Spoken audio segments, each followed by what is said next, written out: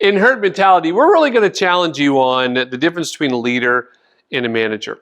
Now, I've done this seminar many times where we take the room and have two flip charts at the front of the room.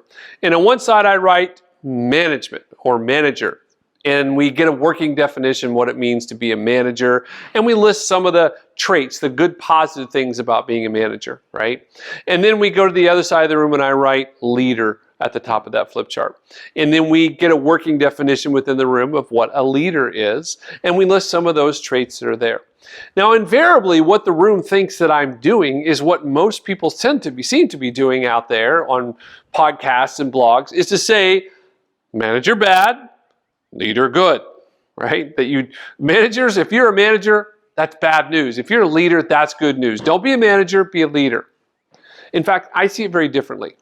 Okay, I feel it very different. I want to see if I can change your paradigm on that. You know, today we have all of these streaming services. In fact, many of us don't even have regular TV anymore. We just use a streaming service. But the streaming services were the basics, but then they added the plus, right? So it's Disney Plus and Apple Plus and Paramount Plus. So it's all those pluses which are giving you the additions. And this, honestly, is how I see leadership. I see leadership as more as management plus. Manager plus, if that makes sense. And here's why. I don't think you can be an effective leader without being a good manager. But I do believe you can be an effective manager without being a good leader.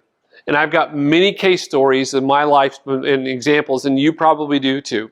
That manager comes in and he knows how to turn it around. He's making things happen. The sales are now turned around. Great turnaround guy. In fact, he's going to do it whatever process it takes. That's not necessarily good leadership, though, is it? In fact, his skill set is that he knows the what and what needs to be done. And that's an important skill set to have. The leader says, okay, what? Here's the plus. Why? You see, this is focused on profits. This is focused on people. They're not mutually exclusive ideas. I can have both. I can focus on people and profits at the same time, right? So what I want to submit to you today is to kind of shift that paradigm a little bit. Stop being those people that talk about be a good leader, don't be a manager. I don't agree with that. There are some great, effective managers out there who have incredible skill sets. And all the best leaders that I know, you know how they got to be the best leaders? They started by gaining these skill sets and then adding the why. Not just the what we need to do and the how we need to do it, but the why it's important. Think about the employee who works for you today. They need to know what to do. They need to know how to do it, but they're very engaged in the process. They need to know why we're doing this. Why is this important? They need to be part of a purpose, right? Years ago, it was all about mission statements, and that we talked about what's their company's mission.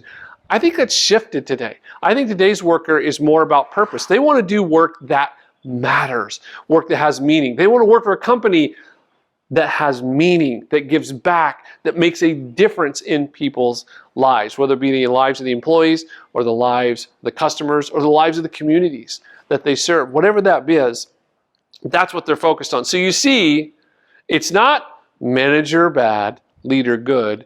It's like taking all the best qualities of a manager and also adding the best qualities of a leader to become that person that knows the what, the how, and the why.